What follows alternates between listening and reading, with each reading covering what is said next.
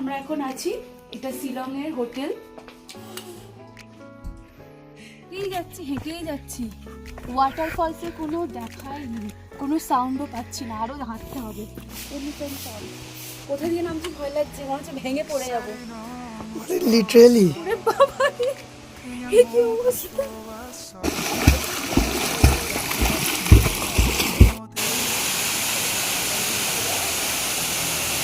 আজকে আমরা দুজন মিলে বেরিয়ে পড়লাম শিলং মেঘালয়ের পথে।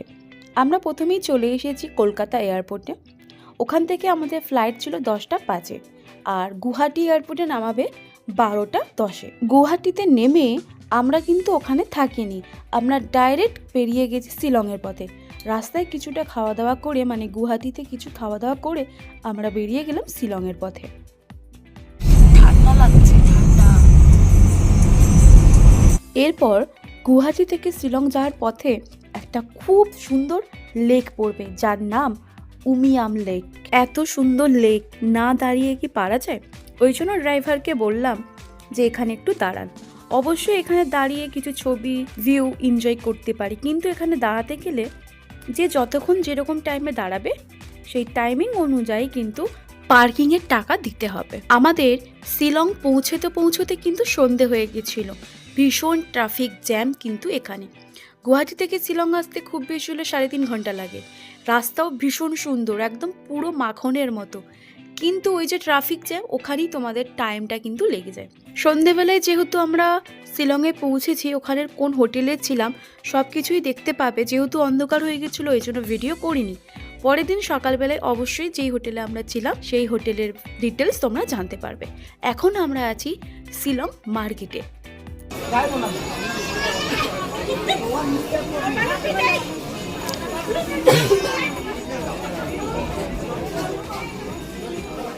শিলং মার্কেটটা পুরোটাই ঘুরলাম, খুবই সুন্দর। এখান থেকে সেরকম শীতের পোশাক কিছু কিনলাম না, যেহেতু আমাদের কলকাতাতেও সেম জিনিসই পাওয়া যায়। যেটা ইউনিক মনে হয়েছে সেগুলোই নিয়েছি। এখানে দেখতে পাচ্ছ যে এখানে ধানি লঙ্কা, কাশ্মীরি লঙ্কা, অনেক কিছু আছে। লঙ্কাও কিনলাম। অ্যাট লাস্ট ফ্লাইটে আসার সময় সেই লঙ্কাটা এয়ারপোর্ট থেকে আমাদের নিয়ে নেয়, যেহেতু আমি সাইড ব্যাগে নিয়েছিলাম।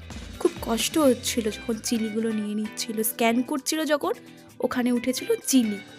ওটা যদি আমি মেন টলিতে নিতাম তাহলে চিলিটা ওরা কিন্তু নিত না। যেহেতু সাইড ব্যাগে নিয়েছি ওই জন্য চিলিটা পুরো চলে গেল। আর কি করা যাবে, এই চিলি আনতে আমাদের বোধহয় আরও একবার শিলং যেতে হবে, তাই না? এবার আসি শিলংয়ে আমরা কোন রুমে ছিলাম। Good morning.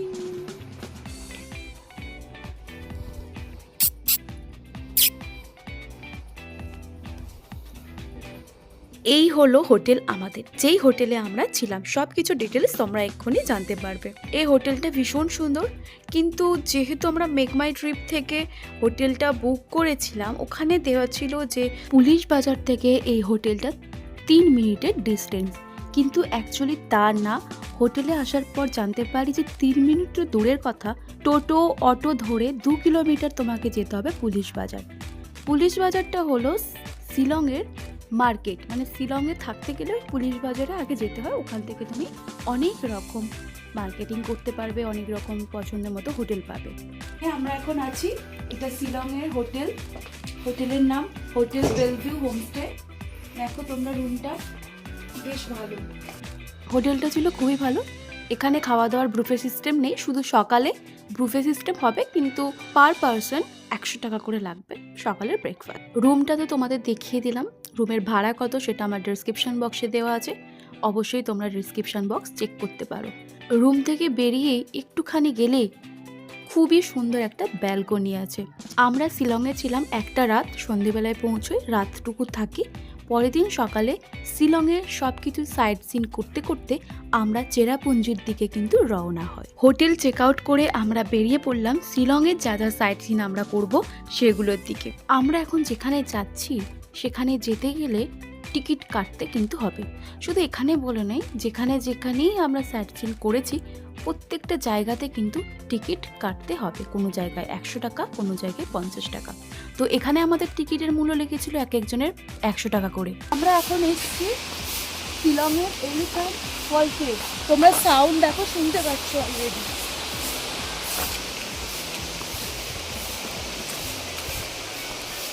আমরা হাঁটতে হাঁটতে একদম কাছে চলে এসেছি কিন্তু ওয়াটারফলসের। এটা শিলংয়ের এলিফ্যান্ট ওয়াটারফল। খুব সুন্দর একটা জায়গা। Elephant false.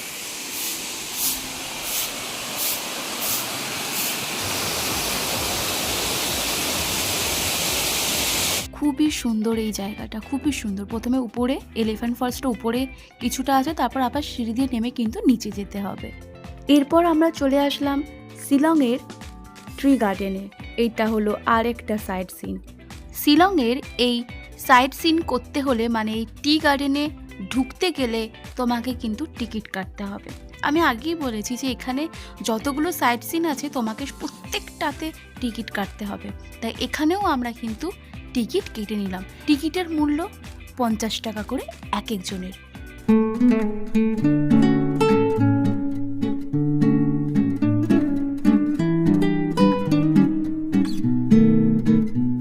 আমরা এখন আছি টি গার্ডেনে। কত টি গাছ, চা।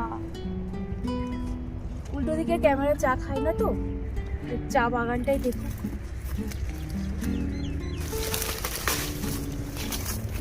এটা শিলংয়ের tea garden. Tea garden complete করে আমরা যাচ্ছি এখন নেক্সট সাইট সিনে। আমরা এখন যেখানে যাচ্ছি সেই জায়গাটার নাম শিলং পিক, মানে শিলং থেকে তোমার 10 কিলোমিটার দূরে অবস্থিত। এখানে কিন্তু যেতে গেলে তোমাকে আধার কার্ড বা ভোটার কার্ড কিন্তু অবশ্যই দেখাতে হবে। ভিডিও করা কিন্তু অ্যালাউ নেই। তারপর তুমি যখন শিলং পিকের একদম কাছে চলে যাবে ওখানে তোমার ভিডিও করা অ্যালাউ আছে। আমরা এখন শিলং পিকে আছি, যার উচ্চতা 6449 ফুট 1965 মিটার। এখান থেকে পুরো শিলং শহর আর আশেপাশের প্রাকৃতিক দৃশ্য, মানে দুর্দান্ত মনোরম দৃশ্য কিন্তু এখান থেকে দেখতে পাওয়া যাবে। পুরো এখান থেকে পুরোটা শিলং শহরটা কিন্তু এখান থেকে দেখা যায়।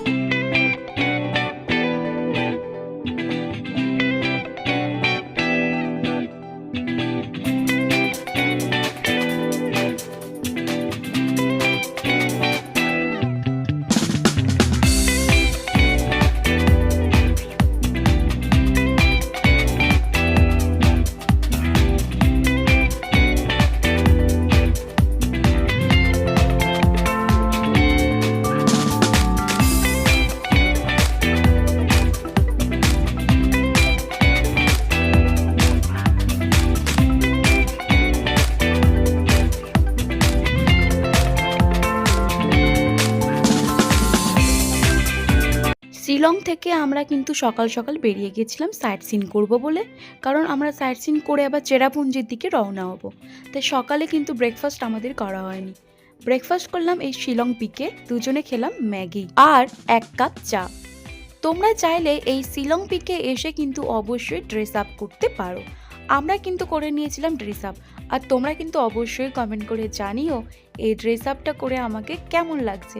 যদি কমেন্ট করে বলো যে হ্যাঁ ভালো লাগছে, তাহলে কিন্তু শিলংয়ে গিয়ে আমি এই ড্রেসটা কিনে আনবই আনবো।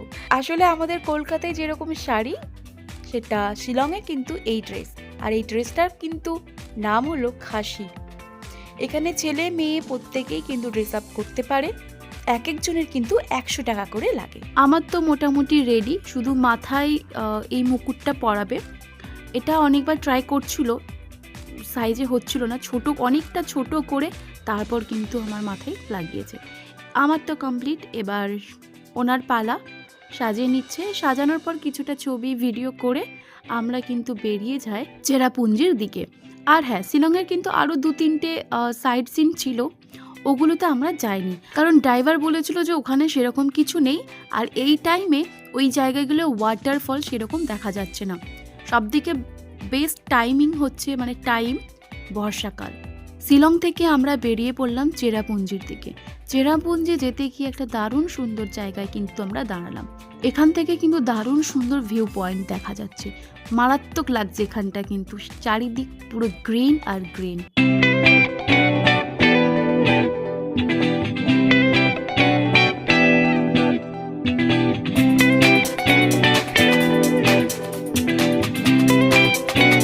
এখন আমরা চলে আসলাম লিংশিয়ার ওয়াটারফলসে। হেঁটেই চলেছি, ওয়াটারফলসের আর দেখা পাচ্ছি না। আসলে মেঘালয়াতে আসলে ওয়াটারফলসের কাছে যেতে চাইলে অবশ্যই কিন্তু হেঁটে একটু কষ্ট করতেই হবে, কারণ সবুরে মেওয়া ফলে ভীষণ সুন্দর সুন্দর ওয়াটারফলস। আর এখানে এসে কিন্তু আমরা টিকিট কেটে নিলাম পার হেড 50 টাকা করে। ড্রোন শ্যুট বা ভিডিও বা শ্যুটিং কিছু করতে গেলে এক্সট্রা কিন্তু চার্জ লাগবে, না হলে কিন্তু কোনো টাকা এক্সট্রা লাগবে না। হ্যাঁ, ফোনের ক্যামেরা তুমি অ্যালাউ করতে পারো, ওতে অসুবিধা নেই। নর্মালি অন্যান্য ক্যামেরা থাকলে বা ড্রোন থাকলে কিন্তু টাকা এক্সট্রা দিতেই হবে। আর হ্যাঁ, এই লিংশিয়ার ওয়াটারফলসে কিন্তু তোমরা চাইলে স্নান করতে পারো, কোনো প্রবলেম নেই। আমরা এখানে স্নান করিনি, কারণ জামা প্যান্ট কিন্তু আমরা আনিনি, যেহেতু আমরা চেরাপুঞ্জির দিকে যাচ্ছি। ওই জন্য আমাদের কিন্তু এখানে স্নান করা হয়নি। আমাদের যে ড্রাইভার ছিল উনি স্নান করেছেন, আমরাও স্নান করেছি। পরের ভিডিওতে দেখতে পাবে কোথায় স্নান করেছি।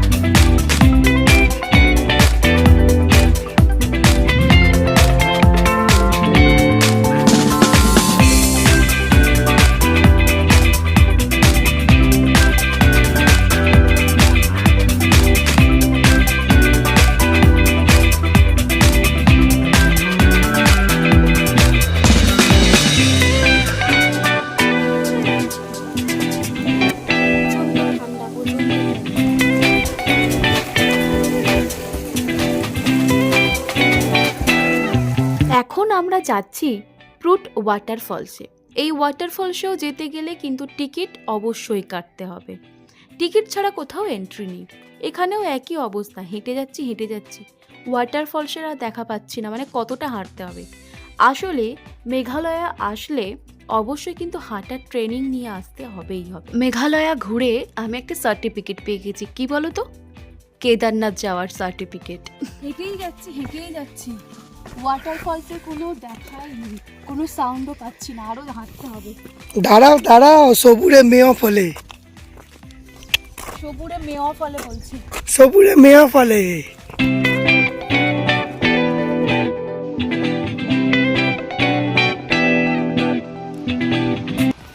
অনেকক্ষণ ধরে হাঁটার পর এবার জলের সাউন্ড পাওয়া যাচ্ছে, শোনো।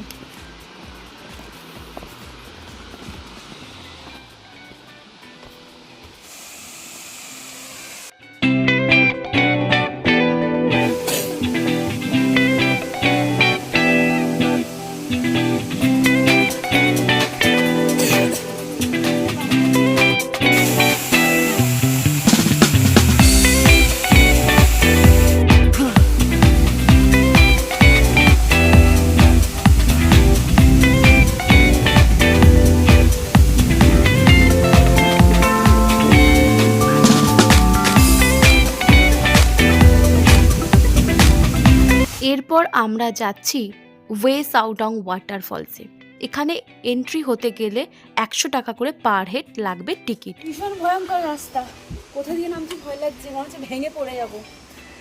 লিটারেলি ওরে বাবা, এই কি অবস্থা!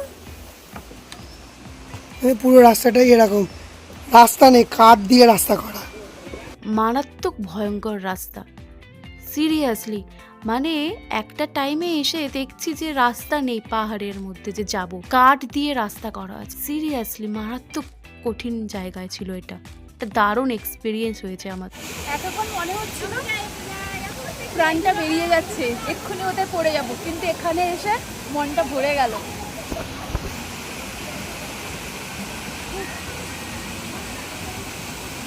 সত্যি কষ্ট করলে কেষ্ট মেলেই।